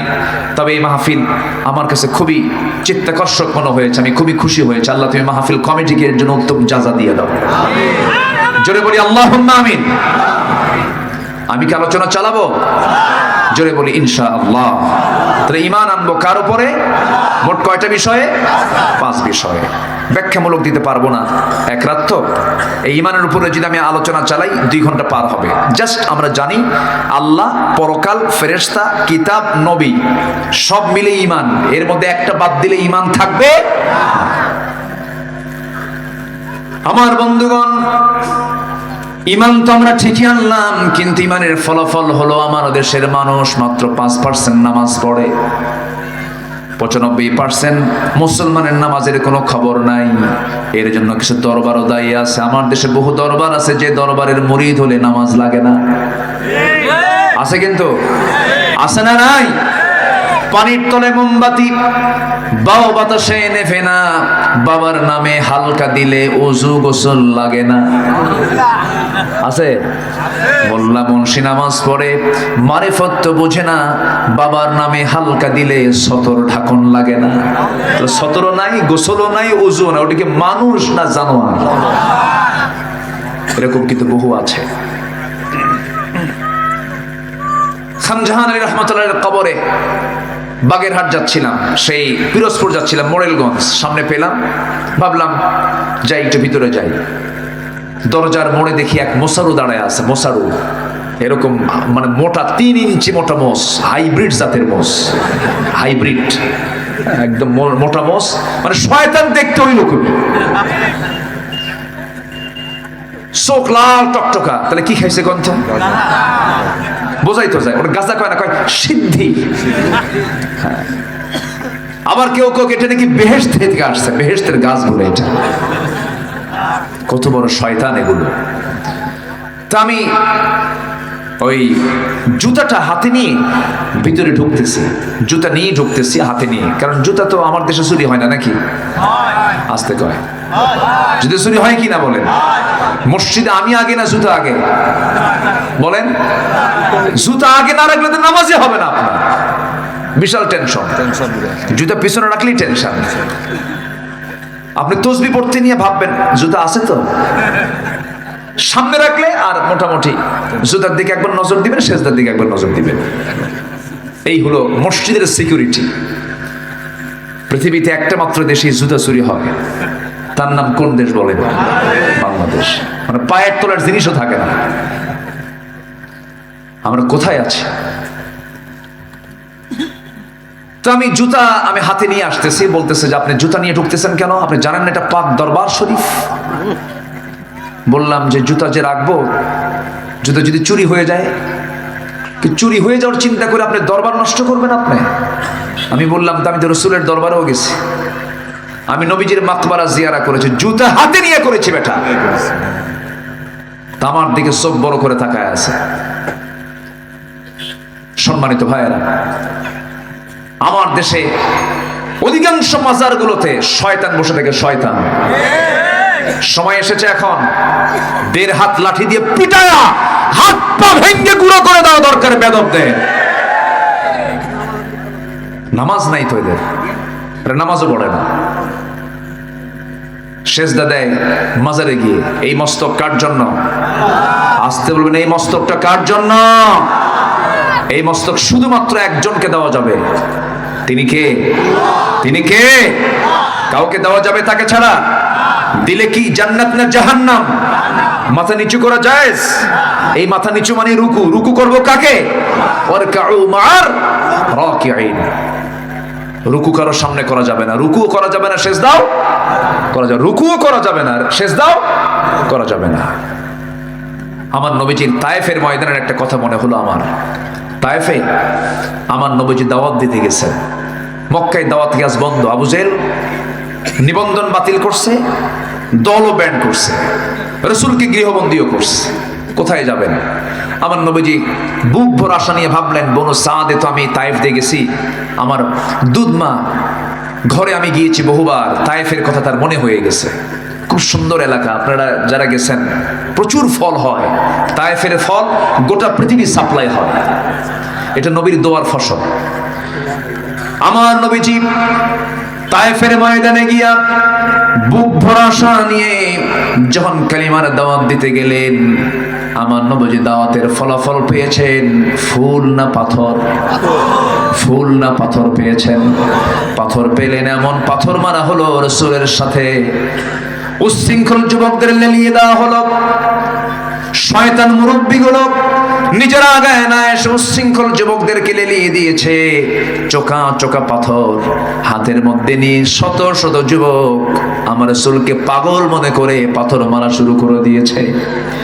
নবীজির হাতের মধ্যে হাত ঢুকলে পরে তুলার মতো নরম যে হাত ছিল নবীজির কোমল দেহে, পাথরগুলো যখন গিয়ে পড়ল, ফিনকি দিয়ে রক্ত পড়া শুরু হয়ে গেছে। যে নবীজি রাস্তায় হাঁটলে পরে দিনের বেলা সূর্যের কিরণে নবীজি যেন না ঘেমে যান, আল্লাহ পাক সূর্যের নিচে মেঘখণ্ড সবসময়ের জন্য রেখে দিতেন। সেই নবীজির দেহে পাথর মারতে মারতে রক্তাক্ত হয়ে পড়লেন রাসূল, জমিনে লুটিয়ে পড়লেন। নবীর পাশে কেউ নাই, সেন্সলেস হয়ে গেলেন। মালাকুল জিবাল এসে, পাথরের ফেরেশতা এসে বলতেছে, ইয়া রাসূলুল্লাহ, এই যে দুই দিকের পাহাড় দেখা যায়, চাপা দিয়া শেষ করে দেব, আপনি শুধু অর্ডার করুন। রাসূল বলেন, না না, লা বাল আরজু, না, বরং আমি আশা করি যে লোকগুলো আজকে আমাকে রক্তাক্ত করে জমিনে ফেলে দিয়েছে, আমার মনে হয় এদের সন্তানরা সব কালিমাওয়ালা হয়ে যাবে। জোরে বলি সুবহানাল্লাহ, আমি মাফ করে দিলাম। নবীজি সেই জায়গা থেকে বের হলেন। 3 দিন 4 দিন তিনি খান নাই, পেটে কোনো খাবার যায় নাই, পানিও যায় নাই। আমার নবীজি দৌড় মারা শুরু করলেন যেন তারা আবার না অ্যাটাক করতে পারে। সামনের দিকে যেতে যেতে সিরাত ইবনে হিশাম গ্রন্থে এসেছে, সামনে একটা আঙ্গুর বাগান পেলেন, আঙ্গুর বাগানের ভিতরে ঢুকে পড়লেন। আমার নবীজি মাথা চক্কর মেরে আর পারলেন না, রক্ত শূন্যতায় ভুগছেন, দেহ থেকে রক্ত ঝরেছে। আমার নবীজি যখন তিনি জমিনে লুটিয়ে পড়লেন, চিত হয়ে পড়ে গেলেন, ওই আঙ্গুর বাগানের একজন কেয়ারটেকার দূর থেকে লক্ষ্য করেছে কে যেন আসলো, ভিতরে পড়ে গেছে। সামনে গিয়ে দেখে আমার নবীজির শরীর থেকে রক্ত এখনো ঝরতেছে। ওই কেয়ারটেকারের মধ্যে মায়া হলো, দয়া হলো, এত সুন্দর চেহারার মানুষ তো কোনোদিন দেখি নাই, সুন্দর চেহারার মানুষ। দয়া হলো, মায়া হলো, আঙ্গুর বাগান থেকে থোকা থোকা কয়েকটা আঙ্গুর হাতের মধ্যে পেড়ে নিয়া চিপে চিপে চিপে চিপে মোটে 1 গ্লাস আঙ্গুরের রস তৈরি করে নবীর সামনে দিয়ে বলছে, যুবক, এই রসটা পান করো, নচেত তুমি মরে যাবে, জীবনের শক্তি তুমি হারিয়ে ফেলবে। আমার নবীজির হাতে যখন দেওয়া হলো, কাপা কাপা হাতে আমার নবীজি 1 গ্লাস আঙ্গুর নিলেন, বিসমিল্লাহ বলে 3 ঢোকে পান করলেন। 3 ঢোকে পান করার পরে আমার নবীজি মুস্কি হাসি মেরে চোখটা খুলে ওই যুবকের দিকে তাকায় বলছেন, যুবক, তোমার নামটা তো আদ্দাস, তাই না? আদ্দাস মনে মনে চিন্তা করে, আমাকে দেখলো না, আমাকে চিনলো না, আমার কোনো কিছুই জানে না, অথচ সেই লোকটা আমার নামটা বললো কেমনে? রাসূল এবার বলছেন, তুমি কি চিন্তা করো? ও আদ্দাস, তোমার গ্রামের বাড়ির নাম হলো নিনোয়া, নিনোয়া নামক গ্রামে তোমার জন্ম। আর আশ্চর্য হয়ে চিন্তা করে, আমার গ্রামের নামটা বললো কেমনে? এবার রাসূল বলছেন, তুমি কি চিন্তা করো? ও আদ্দাস, তুমি যে গ্রাম নিনোয়াতে জন্মগ্রহণ করেছো, সেই গ্রামে জন্মগ্রহণ করেছেন আল্লাহর পয়গম্বর ইউনূস আলাইহিস সালাতু ওয়াস সালাম। এবার আদ্দাসের টনক নড়ে গেল, এত তথ্য জানলো কেমনে লোকটা? এবার বলতেছে, যুবক, আমার নামও বললেন, আমার গ্রামের নামও বললেন, আমার গ্রামের হিস্টোরি শত শত মাইল দূরে, তোমার তো জানার কথা নয়, তোমাকে কে বললো, কে জানায় দিল? এবার রাসূল বলছেন, আদ্দাস, একজন নবীর কাছে আরেকজন নবীর খবর থাকতেই পারে। জোরে বলি সুবহানাল্লাহ। আদ্দাসের বুঝতে দেরি হলো না। আদ্দাস এবার রাসূলকে লক্ষ্য করে বলছেন, ওরে মুহাম্মদ, তুমি মনে হয় আল্লাহ আব্দুল্লাহর পুত্র মুহাম্মদ, যার কথা শুনেছি মক্কায় তার জন্ম, তুমি কি সেই ব্যক্তি নাকি? আমি সেই ব্যক্তি। সঙ্গে সঙ্গে লাফ মেরে গিয়ে নবীর 2 পায়ে 2টা হাত রেখে সেজদা দিয়ে রাসূলকে ধন্য করবে খ্রিস্টানি কায়দায়। রাসূল চান্স দিলেন না, সঙ্গে সঙ্গে সরে গিয়ে আদ্দাসের 2টা হাত শক্ত করে ধরে বুকের সঙ্গে বুক লাগায় দিলেন। সুবহানাল্লাহ বলবেন না? বিশ্বনবী সেজদা নিয়েছেন, আর এই বদমাইশরা সেজদা নেয়, হাত পা ভেঙে গুঁড়া করে দেওয়া দরকার। আমার নবীজি বললেন, আদ্দাস ওঠো, বুকের সঙ্গে বুক লাগাইয়া দিলেন আর বললেন, তুমিও বান্দা আমিও বান্দা। আল্লাহু আকবার। তুমিও বান্দা আমিও বান্দা, আমার কাছে ওহী আসে আর তোমার কাছে ওহী আসে না। ইন্নামা আনা বাশারুম মিসলুকুম ইউহা ইলাইয়া আন্নামা ইলাহুকুম ইলাহু ওয়াহিদ। আমার কাছে ওহী আসে, তোমার কাছে ওহী আসে না। যখন রাসূল তাকে বুকের সঙ্গে জড়িয়ে ধরলেন, আব্বাস বলছে আপনি আল্লাহর নবী, বিন্দু পরিমাণ কোনো সন্দেহ নাই। জোরে বলি সুবহানাল্লাহ। আমার ভাইরা, এই জন্য ঈমান এনেছি আমরা। কোন শিরকির কাছে যাওয়া যাবে না, বেদাতের কাছে যাওয়া যাবে না, কোন কুফরি হানতের পরিবেশে যাওয়া যাবে না। ঈমানকে ফ্রেশ রাখতে হবে, নামাজ ঈমানদার হতে হবে। আমার দেশে নামাজ ঈমানদার বেশি না বেনামাজি ঈমানদার বেশি? বেনামাজি ঈমানদার, কিন্তু ঠিক আছে না? বেনামাজি ঈমানদার না। কেমনে কি বলবো বলেন, বলাই তো মুশকিল। বেনামাজি ঈমানদার নাকি? জটিল ব্যাপার না? হুজুর নামাজ নাই তো কি হয়েছে, আমার কি ঈমান নাই? আছে কিনা, আছে কিনা? ওদের সাফা আরো শক্ত না দুর্বল? ওদের সাফা কিন্তু আরো শক্ত। নামাজ না পড়ুক কিন্তু ঈমান আছে। না না, নামাজ যার মধ্যে নাই সে ব্যক্তি প্রকৃত ঈমানদার হতে পারে না। কারণ রাসূল বলেছেন আল ফারকু বাইনাল মুমিন ওয়াল কাফির তারকুস সালাহ। হাদিসটা বড় ভয়ঙ্কর। একজন কাফির এবং একজন মুমিনের মধ্যে পার্থক্য সৃষ্টি করে দেয় হলো নামাজ। নামাজহীন জীবন যাপন করা যাবে না। কিয়ামতের দিন সর্বপ্রথম বান্দাকে আল্লাহ রাব্বুল আলামিন জিজ্ঞাসা করবেন কি বিষয় নিয়ে, বলেন আর জোরে বলেন, কি নিয়ে বলেন? নামাজ। আমার নবীর শেষ কথা ছিল দুনিয়া থেকে বিদায় হওয়ার আগে, কি বলেন? নামাজ। নামাজ ছাড়া যাবে না, নামাজকে বাদ দেওয়া যাবে না। আল্লাহ রাব্বুল আলামিন সুন্দর করে বলছেন, যারা নামাজকে অবহেলা করবে, নামাজ নিয়ে যারা অবহেলা প্রদর্শন করবে, তাদের জন্য ওয়াইল নামক দোজখ আছে। আল্লাহ রাব্বুল আলামিন বলেন, যারা পারেন ঠোঁট মিলে আমার সঙ্গে ঠোঁট মিলায় বলুন, ফাওয়াইলুল লিল মুসাল্লিন আল্লাযীনা হুম আন সালাতিহিম সাহুন আল্লাযীনা হুম ইউরাউনা ওয়া ইয়ামনাউনাল মাউন। জোরে বলুন আল্লাহু আকবার। ওই সমস্ত লোকের জন্য ওয়াইল, ওই সমস্ত লোকের জন্য জাহান্নাম, যারা লোক দেখানো নামাজ পড়ে, নামাজও পড়ে কিন্তু লোক দেখানো নামাজ পড়ে, অবহেলা করে নামাজ পড়ে, তাদের জন্য জাহান্নাম। নামাজ যার নাই তার তেমনি জাহান্নাম। কি ঠিক আছে না? যারা লোক দেখানো নামাজ পড়ে তাদের জন্য কি? জাহান্নাম। যারা অবহেলা করে নামাজ পড়ে তাদের জন্য কি? জাহান্নাম। আর যারা নামাজ না পড়ে জান্নাতি। নামাজ পড়েও জাহান্নামে যাবে, আর নামাজ না পড়লে কই যাবে? সেখানে কোনো প্রশ্নই নাই। কোরআনকে প্রশ্ন করুন, কোরআন বলো জাহান্নামে যাওয়ার কারণগুলো কি কি? কোরআন বলে দিচ্ছে, মা সালাকাকুম ফি সাকার ক্বালু লাম নাকু মিনাল মুসাল্লিন ওয়া লাম নাকু নুতঈমুল মিসকিন। জাহান্নামবাসীকে বলা হবে, ও সাকারের অধিবাসী। সাকার একটা দোজখের নাম।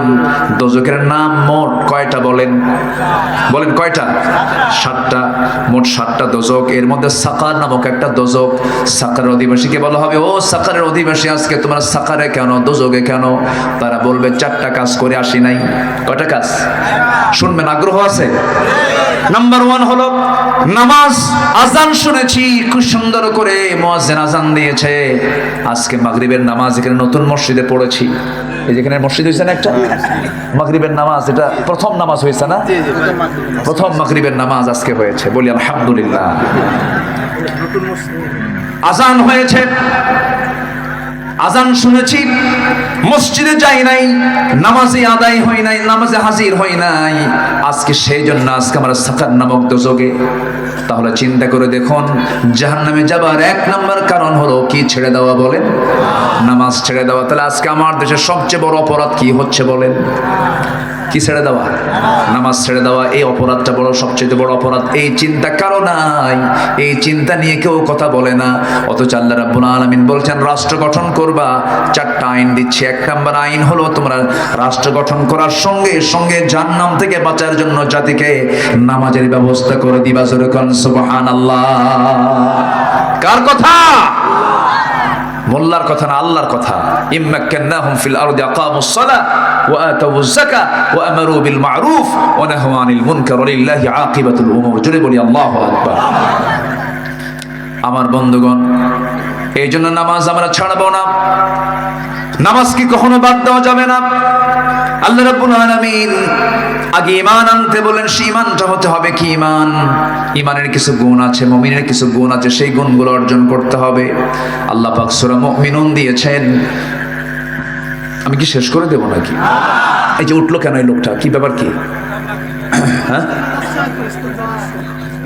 বসছে তো, হ্যাঁ বসেন বসেন না, উঠি। কত কাজ কত দিকে আমরা করি। গত 2 বছর আগে আমি কক্সবাজার থেকে মাহফিল করে আসতেছি। চকরিয়ার মোড়ে দেখি বিশাল প্রজেক্টর নিয়ে সব বিশ্বকাপ খেলা দেখতেছে।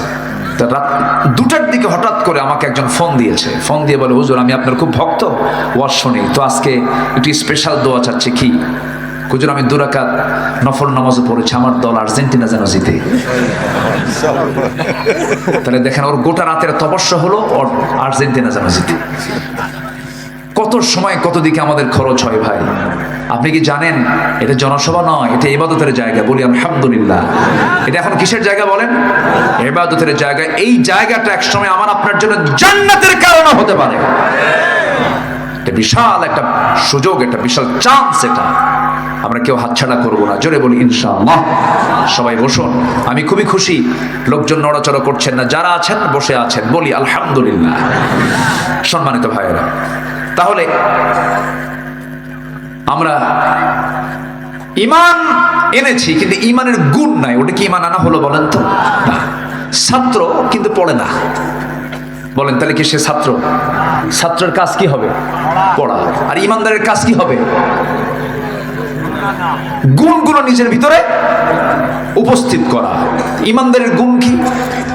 আল্লাহ রাব্বুল আলামিন কাফিরকে চেনার জন্য কাফিরুন দিয়েছেন, মুনাফিককে চেনার জন্য সূরা মুনাফিকুন দিয়েছেন, আবার মুমিনকে চেনার জন্য সূরা মুমিনুন দিয়েছেন।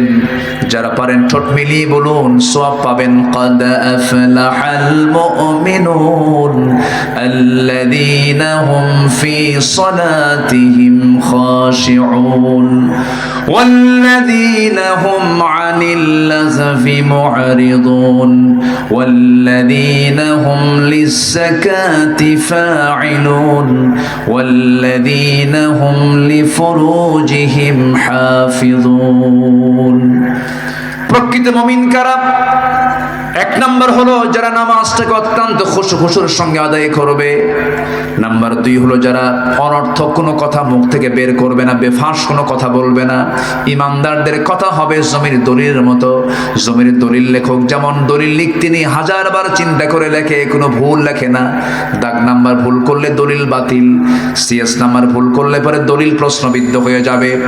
দলিল লেখক যেমন দলিল করতে নিয়ে যেমন নিখুঁত করে বারবার দেখে দেখে চেষ্টা করে লেখেন, ইমানদার যখন চলবে তার কথা হবে জমির দলিলের চাইতে অত্যন্ত যত্নশীল। সে মুখ থেকে বেফাঁস একটা কথাও বলবে না, অযাচিত কোনো কথা মুখ থেকে বের হবে না। মিথ্যা তো দূরেই থাক, অপ্রয়োজনীয় কোনো কথা মুখ থেকে বের হবে না। ইমানদারের প্রত্যেকটা জিহবার ব্যাপারে কে রেকর্ড করেন বলেন? আসতে বলেন না, কে রেকর্ড করেন? মা ইয়ালফিযু মিন কাওলিন ইল্লা লাদাইহি রাকীবুন আতীদ ওয়া ইয়ালামু খাইনাতাল আ'য়ুনি ওয়া মা তুখফিস সুদূর। জোরে বলুন আল্লাহু আকবার। এইজন্য কথা আগে না চিন্তা আগে? ভালো করে বলেন, কথা আগে না চিন্তা আগে? চিন্তা আগে।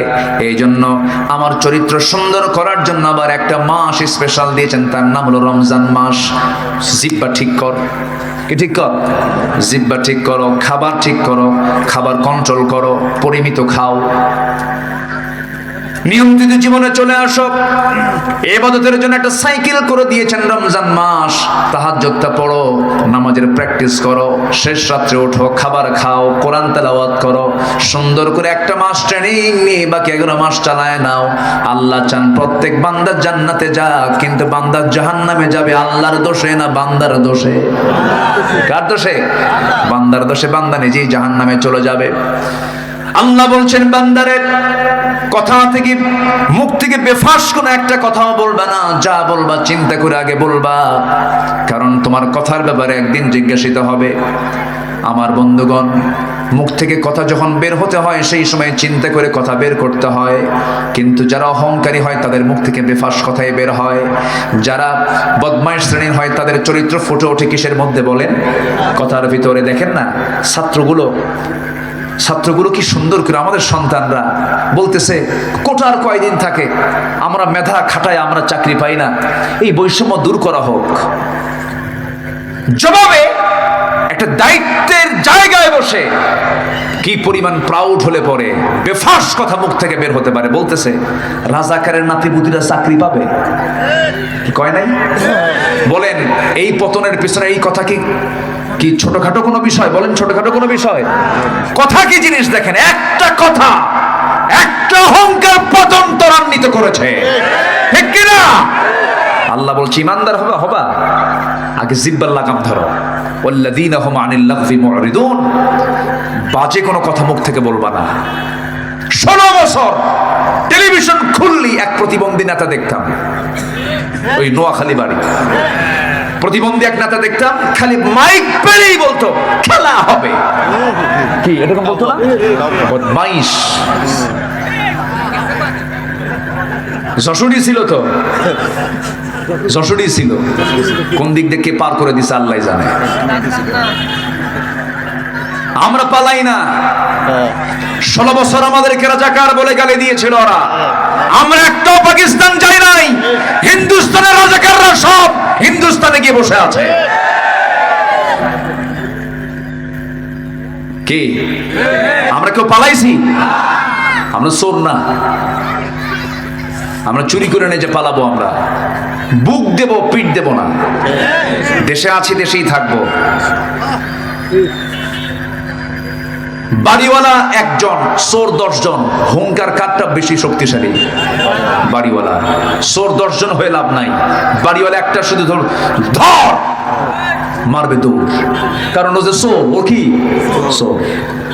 আমরা বাড়িওয়ালা থাকবো, আমরা চোর হব না। জোরে বলি ইনশাআল্লাহ, আরো জোরে বলি ইনশাআল্লাহ। এই জন্য জিহ্বাকে নিয়ন্ত্রণ করার দরকার আছে না নাই?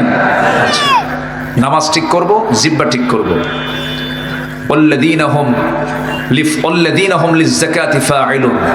মালের যাকাত দাও, তোমার মাল কখনো নষ্ট হবে না, তোমার সম্পদের বরকত কখনো ফুরাবে না। বড়ই গাছের মতো, বড়ই গাছের ডাল কাটলে আবার তুলে নিয়েছেন, কুল পেরে নিয়েছেন, কেটে ফেলেছেন ডাল, পরবর্তীতে কুল কম ধরবে না বেশি ধরবে? বেশি ধরবে। ঠিক তেমনি যাকাত তুমি দিয়ে দাও, তোমার সম্পদ আরো বাড়বে। আল্লাহু আকবার বলেন। তা না দিয়া হলমার্ক খাইছে, শেয়ার বাজার খাইছে, কি খায় নাই? খায় নাই। একদম সাগর চুরি করেছে, পার হতে পারে নাই। ভাঙ্গা হেলিকপ্টার নিয়ে বসেছিল যে দরবেশ আসবে, দরবেশ আসতে পারে নাই। দরবেশ আবার নৌকায় চড়ছে ভুল করে। কোস্টগার্ড ধরে ফেলে বলতেছে আইনমন্ত্রীকে, 2 জন গেছে একসাথে, আইনমন্ত্রীকে দেখে বলতেছে স্যার সিনসি চলেন, দানায় চলেন। আইনমন্ত্রী কয় আমি কি একা আসছি নাকি, আমি তো জামাতের সাথে আসছি। কে কই যে বসে আছে, কে মাথার চুল কালো, লুঙ্গি পরা দেখি, গেঞ্জি পরা, লোকটা কে, দাড়িও নাই। কে লোকটাকে ভালো করে দেখো, ভান ধরছে ও দরবেশ। ওরা আলেমদেরকে উলঙ্গ করতে চেয়েছিল, আল্লাহ ওদেরকে ন্যাংটা করে ছেড়েছেন। ইতিহাস একটা জীবন্ত ইতিহাস, আমাদের শিক্ষা নেওয়ার দরকার আছে না নাই?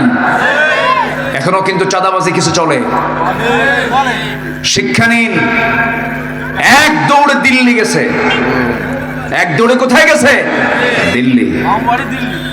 পেট হজম হবে না, হারাম খেয়ে হজম হবে না। আমরা আমরা যদি কিছু করতেই চাই আমরা আখিরাতের জন্য করব। জোরে বলি ইনশাআল্লাহ, আর জোরে বলি ইনশাআল্লাহ। আল্লাহ কবুল করুন। কেউ এটাকে মাইন্ডে নেবেন না, আমি কোনো দলীয় এজেন্ডা নিয়ে এখানে বসে নেই, কোরআন নিয়ে বসেছি। আমাদের সত্য কথা বলার দরকার আছে না নাই বলেন তো? আচ্ছা, সতর্ক হয়ে যাই। আল্লাহ তুমি সবাইকে সততা নিয়ে চলার তৌফিক দিয়ে দাও। জোরে বলি আল্লাহুম্মা আমিন। এরপর বলছেন আল্লাযীনা হুম লিফুরুজিহিম হাফিযুন, যারা লজ্জাস্থানের যারা হেফাজত করবে। আপনি কোনো মহিলার দিকে চেয়ে আছেন, আপনার স্ত্রীর দিকে কেউ চেয়ে থাকুক লোলুপ দৃষ্টিতে, আপনি কি পছন্দ করবেন? পছন্দ করবেন না। যদি মানুষ হন তাহলে পছন্দ করবেন। আর কিছু মানুষ আছে বউ নাচায়া বেড়ায়, এরকম কিছু মানুষ আছে না নাই? ও তো মানুষ ও হাইওয়ান, ও কুকুর। বউ সুন্দরী বউ পর পুরুষকে না দেখলে ওর ভালোই লাগে না। হোন্ডা নিয়ে ঘোরে, হোন্ডা নিয়ে ঘোরে, একদম সে শিরোমণি। শিরোমণি আছে নাকি এদিকে? ও তাহলে আসে তো না, আছে মানে ভুল ভুল কই নাই তো না। আচ্ছা, ফুলতলা শিরোমণির বাইপাস একদম রূপসা নদী থেকে, রূপসার ব্রিজ থেকে শুরু করে এক টান মারে R15 কি R15 উঠায়। এখন তো হোন্ডার সাউন্ড নাই, যত দামি হোন্ডা সেই হোন্ডার সাউন্ড গুলো কম এখন, মানে সাউন্ড কম। আগের হোন্ডা কোম্পানি ভটভট ভটভট আওয়াজ হতো হেলিকপ্টারের মতো, এখন তো আওয়াজ নাই।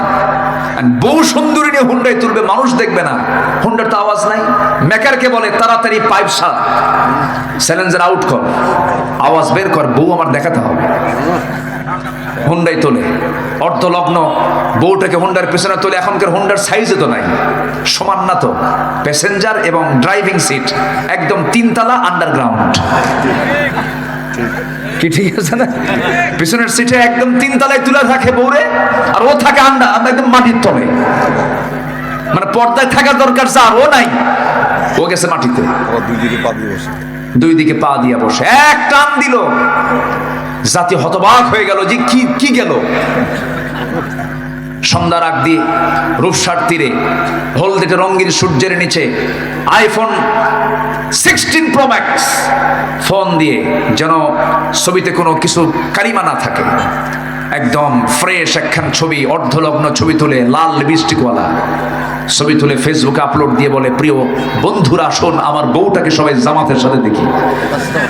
যেরকম নাউজুবিল্লাহ, এরকম কিছু লম্পট মার্কা কিছু পুরুষ আছে না নাই? আল্লাহ বলছেন আল্লাযীনা হুম লিফুরুজিহিম হাফিযুন, যারা লজ্জাস্থানকে হেফাজত করবে আমি আল্লাহ তাকে নিজের হাতে জান্নাতুল ফিরদাউসের চাবি তুলে দেব। কার কথা? কার কথা? আল্লাহর কথা। তাহলে নামাজটা রেগুলার, বাজে কথা বাদ, যাকাত ঠিক মতো, এরপরে লজ্জাস্থানকে হেফাজত করা। নাম্বার 5 হলো ওয়াল্লাযীনা হুম লিআমানাতিহিম ওয়া আহদিহিম রাউন, আমানত ঠিক রাখা, ওয়াদা ঠিক রাখা। রাষ্ট্র ক্ষমতা একটা আমানত, রাষ্ট্র ক্ষমতা একটা কি আমানত। ঠিক ছিল নাকি? ঠিক ছিল? হ্যাঁ।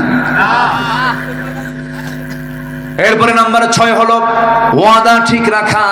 ওয়াদা একটা গুরুত্বপূর্ণ বিষয়। নির্বাচনের আগে বলেছিল একজন নেত্রী, আমার দেশে একজন নেত্রী নির্বাচনের আগে বলেছিলেন, আগামী নির্বাচনে ক্ষমতা আসলে পরে মদিনার সনদে দেশ চালাবো। কি বড় একটা ডাহা মিথ্যা কথা কয়, একটা অনিসলামী দলের নেত্রী কয়, ইসলামী দল না কিন্তু, সে বলতেছে মদিনার সনদে দেশ চালাবো। শয়তানরা বিশ্বাস করে না এই কথাগুলো। মদিনার সনদে দেশ চালায় নাই, মোদির সনদে দেশ চালাইছে। তাহলে 9 কেন বাদ, এগুলোই করেছে ওরা। ওয়াদা ঠিক নাই, আমানত ঠিক নাই, এগুলো ইমানদার হতে পারে না। শেষে নামাজ দেওয়ার শেষ করছেন আল্লাযীনা হুম আলা সালাওয়াতিহিম ইউহাফিযুন, যারা নামাজের ব্যাপারে যত্নশীল হবে। উলাইকা হুমুল ওয়ারিসুন, ওরাই হচ্ছে ওয়ারিস। যেরকম বাবার সন্তান ওয়ারিস, আল্লাহ বলছে উলাইকা হুমুল ওয়ারিসুন, ওরাই হচ্ছে ওয়ারিস। আল্লাযীনা ইয়ারিসুনাল ফিরদাউস হুম ফিহা খালিদুন, যার ওয়ারিস হবে, যাকে আমি আল্লাহ তাআলা জান্নাতুল ফিরদাউসের ওয়ারিস বানায় দেব। কত বড় অফার এটা! আসুন সেই গুণগুলো আমরা অর্জন করে আল্লাহ সেই তৌফিক সবাইকে দান করুন। জোরে বলি আল্লাহুম্মা আমিন। আচ্ছা, গেল ঈমান গেল, এখন আছে কয়টা? 5টা, মোট 6টা কাজ। মোট কয়টা কাজ? ইমানের ভিতরে আবার কয়টা কাজ? 5টা। এটা তো শেষ করেছি আক্ষরিকভাবে।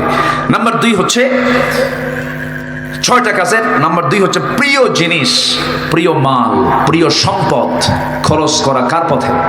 আল্লাহর পথে। 7 দিন ধরে পকেটে সেনা 2 টাকা ঘুরে, ফকিরও নেয় না, বিড়ির দোকানদারও নেয় না। 7 দিন ওই টাকা পকেটে আসান, কি করা যায়? শুক্রবারে জুমার নামাজ পড়তে যায়, সামনে একটা বাক্স আসে, ওর তো চোখ নাই, ওর চোখ আছে? ও কথা কয় না। এখন সামনের ওই বাক্স যখন আসে তখন ডানে তাকায় বামে তাকায়, কেউ দেখলো নাকি? আস্তে করে পকেট থেকে সেনা 2 টাকা ঢুকাই দিয়ে কয়, আল্লাহ সব দেওয়ার দরকার নেই, থোয়ার জায়গা পেলাম না, দিয়ে গেলাম। এটা কি প্রিয় জিনিস দান করে? না। আল্লাহ বলছেন তোমার প্রিয় জিনিস খরচ করো। কোথায়? যাবিল কুরবা, নিকট আত্মীয়র জন্য খরচ করো, ওয়াল ইয়াতামা, এতিমদের জন্য খরচ করো। কিন্তু মানুষগুলো আজকে এতিমকেও দেয় না, নিকট আত্মীয়কে না দিয়া চলে যায় হলো মাজার শরীফ। কি ঠিক কিনা? অন্য জায়গায় চলে গেল। নিকট আত্মীয়কে আপনি দিবেন আগে, এতিমকে দিবেন, মিসকিনকে দিবেন, পথিককে দিবেন, সাইলকে দিবেন, অফির রিকাব। আপনি এই সমস্ত খাতগুলো আল্লাহ পাক দেখে দিয়েছেন, খরচ কিন্তু এই জায়গায় করতে হবে। নিজের বোনের সংবাদ রাখে না, ধর্ম বোন বানায়। নিজের ভাইয়ের সংবাদ রাখে না, ধর্ম ভাই বানায়। নিজের মার খবর রাখে না, ধর্ম মা বানায়। আছে না? এই আছে না নাই? বলেন তো, আছে না নাই? ধর্ম মা বলতে কোনো কিছু আছে নাকি?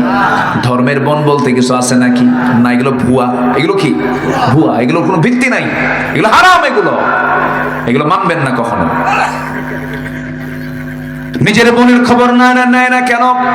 নিজের বোন বাপ মরে গেছে, সম্পদের জন্য এসে মাঝে মাঝে ভাইকে বলে, ভাই বাপ মারা গেল 1 যুগ হলো, ফুলতলার মোড়ে 10 কাঠা জায়গা আছে, তোমরা বিল্ডিং করে আসো, সেখানে কি আমাদের হক নাই? তোমরা 2 ভাই, আমরা 2 বোন, সেখানে 3টা ভাগ হবে, তোমরা 2 ভাই 2 ভাগ নিয়ে নিয়েছো, 5 শতক 5 শতক 10 শতক, আমরা তো সেখানে পাই 3.5 করে, দিয়ে দাও। কিন্তু এই কথা বললো কেন? ভাই রাগ করে ওই বোনের সঙ্গে আর কথা বলে না। এমন ভাই বুঝি অভয়নগরে নাই? আছে কিনা? আছে।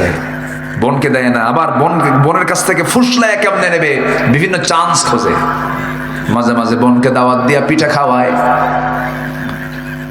মাঝে মাঝে বোনকে দাওয়াত দিয়া কুমিল্লার রসমালাই, টাঙ্গাইলের চমচম, নাটোরের কাঁচাগোল্লা, বগুড়ার দই, যশোরের খই, আর কি আছে যশোরে? খেজুরের গুড়।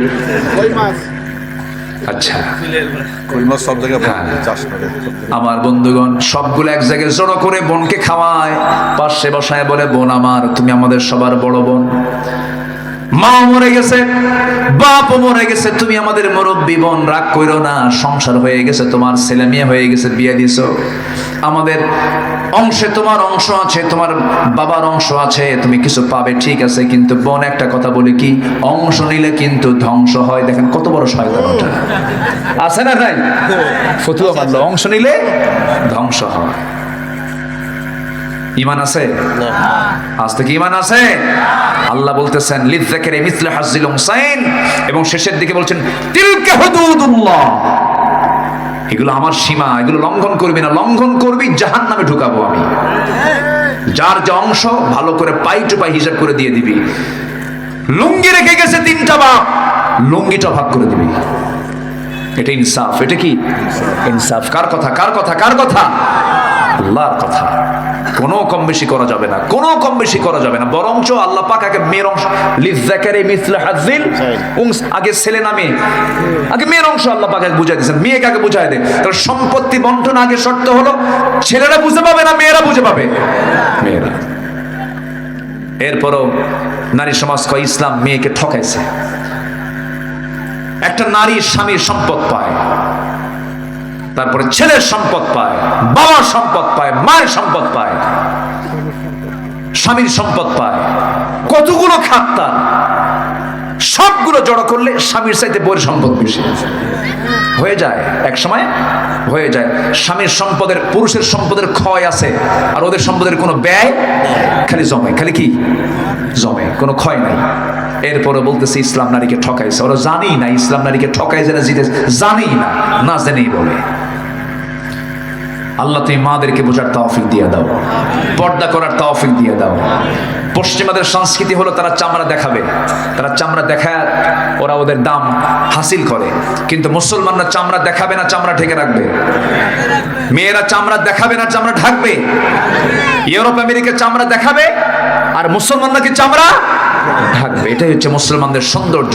আসুন আমরা আমাদের পরিবারকে ইসলাম দিয়ে সাজিয়ে তুলি, ইসলাম দিয়ে সাজাবো। জোরে বলে ইনশাআল্লাহ। না রং দিয়ে সাজাবো? বলেন কি দিয়ে সাজাবো? ইসলাম দিয়ে। ইসলাম ইসলামীদের সাজানোর জিনিস, ইসলাম দিয়ে আমরা আমাদের পরিবারকে সাজাবো। আল্লাহ সেই তৌফিক সবাইকে দান করুন। তাহলে মাল খরচ করব কোথায় কোথায়? আগে ধর্ম বোন না নিজের বোন? ধর্ম ভাই না নিজের ভাই? নিজের ভাইয়ের জন্য আগে খরচ করব। মাকে দেব, বাবাকে দেব, বাবাকে মাকে দেব, একদম সলিড নিজের অংশ দেব। আর যদি আপনার একটা ভাই যদি খুব অসহায় হয়ে যায়, গরিব, চলতেই পারছে না, আপনি তাকে না বলে জাকাতের অংশ দিতে পারবেন। এই কথাগুলো বলা দরকার, না বললে অনেকের কাছে অস্পষ্ট থাকে, হাই আমার ভাই জাকাত খাবে। আপনি আপনার নিজের ভাইকে না বলে তাকে জাকাতের অংশ দিতে পারবেন, কিন্তু কখনো ভুল করেও কিন্তু মসজিদেও দেওয়া যাবে না, বাপ মারে দেওয়া যাবে না। কি কথা কি বোঝা গেল? বাপ মা জাকাত খাবে? আসতে কয় বাপ মা জাকাত, বাপ মা আপনারটা খাবে, আপনারটা। আপনি যেটা খান সেখান থেকে খাবে, এটা বাপ মার অধিকার। এটা বাপ মার কি অধিকার? বাপ মাকে দেওয়া সুন্নত না ফরজ? ফরজ। আল্লাহ তুমি সবাইকে বোঝার তৌফিক দাও।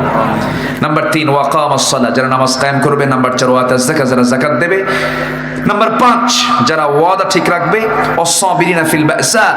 নাম্বার 6 হচ্ছে সুখে দুঃখে কষ্টে যাতনায় সব জায়গায় ধৈর্য ধরবে। কার উপরে? আল্লাহর উপর। আল্লাহ বলছেন এরাই হচ্ছে সত্যবাদী, এরাই হচ্ছে মুত্তাকি। জোরে কান সুবহানাল্লাহ। আলোচনা শেষ। দেখেন না কি শর্টে মেরে দিলাম, না একেবারে শর্টে মেরে দিলাম। আলোচনা শেষ করে দেব? আলোচনা চলো, হুজুর মরু। না হুজুর মরবে না। জি, সব দিকে খেয়াল করবো। জোরে বলে ইনশাআল্লাহ। আমার কাছে বহু আগে চিরকুট এসেছে। মসজিদ এখানে অনেক পুরাতন মসজিদ, কেউ উঠবেন না, কিন্তু আমার ইচ্ছা আমি সবাইকে নিয়ে দোয়া করব। দোয়া করবেন না? আমি ভাঙ্গাচুরা হই, কিন্তু মুসাফির তো, মুসাফিরের একটা দোয়া কিন্তু কবুলের সম্ভাবনা আছে না নাই বলেন তো? দাওয়াতুল মুসাফির দাওয়াতুল মাযলুম, দোয়া কবুল হয়। বসেন, আমরা দোয়া করবো। আশপাশে অনেকের মাইয়াত, অনেকের আত্মীয় স্বজন দুনিয়া থেকে বিদায় নিয়েছেন, তাদের জন্য দোয়া হবে। আমরা তাদের জন্য দোয়া করব। আমরা মরে গেলে আমাদের সন্তানরা আমাদের জন্য দোয়া করবে। দোয়া করতে আমরা কেউ মিস করব না। পরিবারকে সবসময় বুঝাবো, বাবা কবরে যাবা, তোমার আব্বার কবরটা জিয়ারা করবা, দোয়া করবে, সালাম দিবা, কবরবাসীকে দেখে